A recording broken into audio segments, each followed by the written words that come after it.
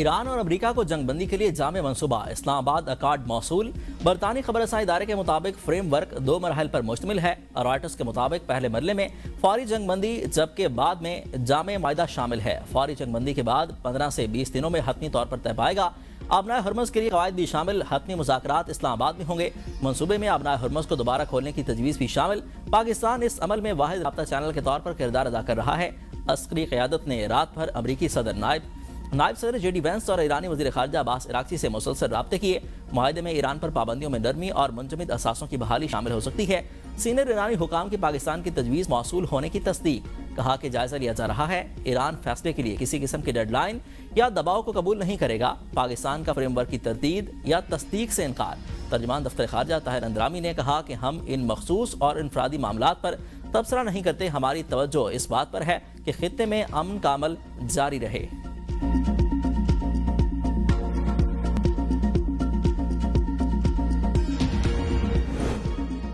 5 نکاتی منصوبہ چین پاکستان کے مشترکہ موقف کی نمائندگی کرتا ہے۔ پاکستان میں چین کے سفیر کا چینی اخبار میں مضمون، لکھا کہ 5 نکاتی پلان کو وسیع توجہ اور حمایت حاصل ہوئی۔ پاکستان نے مکالمہ اور ثالثی کو فعال کے طور پر آگے بڑھایا۔ صورتحال مزید بگڑنے روکنے کی مختصرانہ کوششیں کی۔ جنگ بندی کشیدگی کے خاتمے کے خطے کے عوام کی حقیقی خواہش ہے۔ چین اور پاکستان جنگ روکنے کے لیے کام جاری رکھیں گے۔ ایران کے خلیجی ممالک میں امریکی اہداف پر حملے جاری۔ متحدہ عرب امارات میں فجیرہ کے علاقے میں ایک ایرانی ڈرون حملے میں ٹیلی کام کی عمارت کو نشانہ بنایا گیا۔ ابوظہبی کے مصفہ صنعتی علاقے میں فضائی دفاعی نظام کی کارروائی کے بعد گرنے والے ملبے سے ایک عمارت متاثر ہوئی۔ گھانا کا ایک شہری زخمی ہو گیا۔ سعودی وزارت دفاع کے مطابق 2 ڈرونز کو فضا میں تباہ کر دیا گیا۔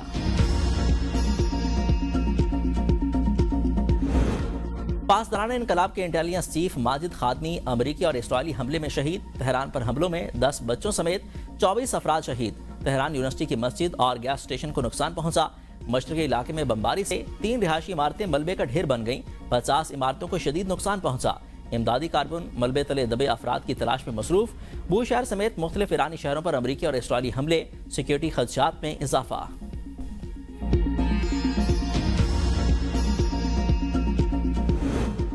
نائب وزیر اعظم اسحاق ڈار سے پرتگال کے وزیر مملکت کا ٹیلی فونک رابطہ، علاقائی صورتحال پر تبادلہ خیال۔ نائب وزیر اعظم نے خطے میں پائیدار امن کے لیے پاکستان کی کوششیں اجاگر کی۔ اسحاق ڈار سے جاپان کے وزیر خارجہ کا بھی رابطہ، مشرق وسطیٰ اور خطے کی مجموعی صورتحال پر تبادلہ خیال۔ خطے میں کشیدگی کے خاتمے کی فوری ضرورت پر زور دیا۔ علاقائی امن کے لیے پاکستان کے تعمیری کردار کو سراہا۔ دونوں وزرائے خارجہ کا قریبی رابطہ برقرار رکھنے پر اتفاق۔ پاکستان اور جاپان کے درمیان سفارتی روابط کو مزید مضبوط بنانے کے عزم کا اظہار۔ اسحاق ڈار نے کہا خطے میں امن و استحکام کے لیے ہر مثبت اقدام کی حمایت جاری رکھیں گے۔ جاپان کے وزیر خارجہ نے کہا مکالمے اور سفارتکاری کے فروغ کے لیے پاکستان کی کوششوں کی حمایت کرتے ہیں۔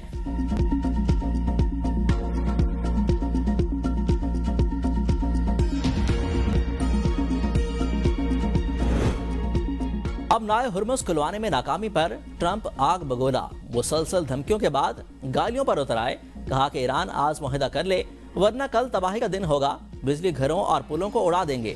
ایران کو وارننگ دیتے ہوئے کہا کہ آبنائے ہرمز کھول دو ورنہ تم جہنم جیسی صورتحال میں زندگی گزارو گے۔ ٹرمپ نے اپنی پوسٹ میں حتمی معاہدے کے لیے ایسٹر ٹائم 8 بجے لکھا۔ ABC نیوز سے گفتگو میں کہا کہ امریکہ کی زمینی فوج کا جانا ضروری نہیں، لیکن یہ خارج از امکان بھی نہیں ہے۔ آج معاہدہ ہو بھی سکتا ہے اور نہیں بھی ہو سکتا۔ مشرق وسطیٰ تنازع ہفتوں میں نہیں دنوں میں ختم ہونا چاہیے۔ معاہدہ نہ ہوا تو بہت کم چھوڑ کر پورے ایران کو تباہ کیا جا سکتا ہے۔ ٹرمپ پاکستانی وقت کے مطابق آج رات 10 بجے صدر ٹرمپ کی غیر سفارتی گفتگو پر ایران کا سخت رد عمل، ابنائے باب المندب بھی بند کرنے کی دھمکی دے دی۔ سپریم لیڈر کے سینئر مشیر علی اکبر براتی کہتے ہیں کہ امریکہ نے دوبارہ کوئی غلطی کی تو عالمی توانائی اور تجارت کا بہاؤ ایک ہی بار سے مفلوج ہو سکتا ہے۔ ایرانی نائب صدر محمد رضا عارف کہتے ہیں کہ اپنے عوام کی فلاح و بہبود قربان کر کے دوسروں کو دھمکانے والا ٹرمپ پتھر کے زمانے میں پھنسا ہوا ہے۔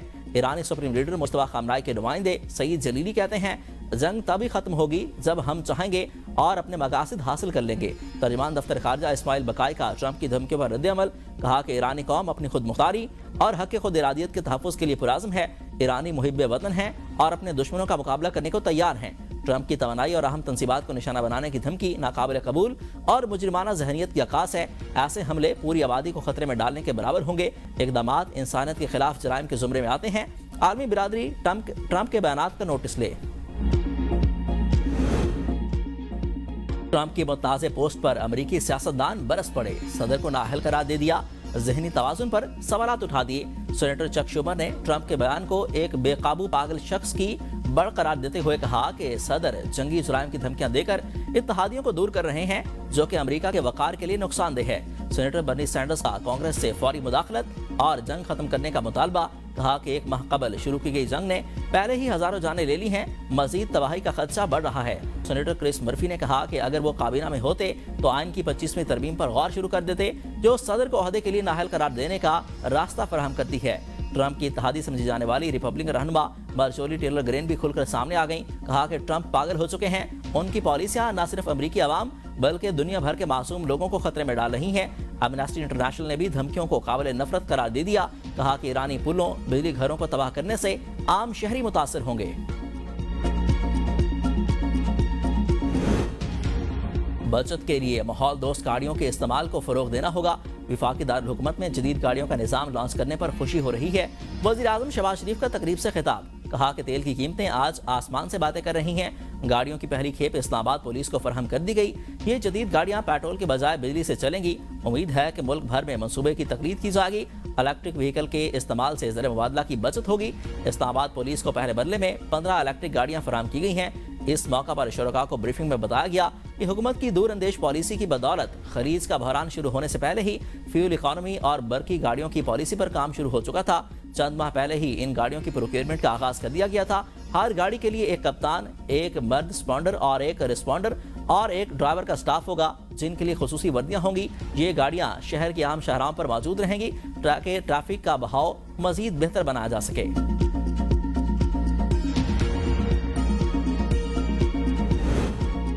वज़ीर दिफा ख्वाजा आसिफ की ज़ेर सदारत हुकूमत की इत्तेहादी जमातों का अहम इजलास में मौजूदा माशी और सियासी सूरत हाल और पेट्रोलियम बहरान पर मुशावरत हुई।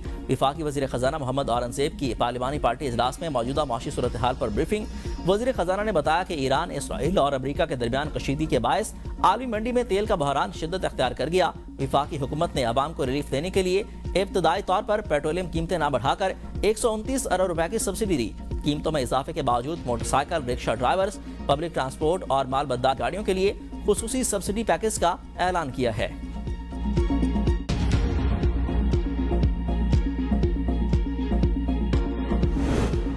सिंध में किरायों में इस्तेकाम के लिए targeted public transport subsidy programme का आगाज।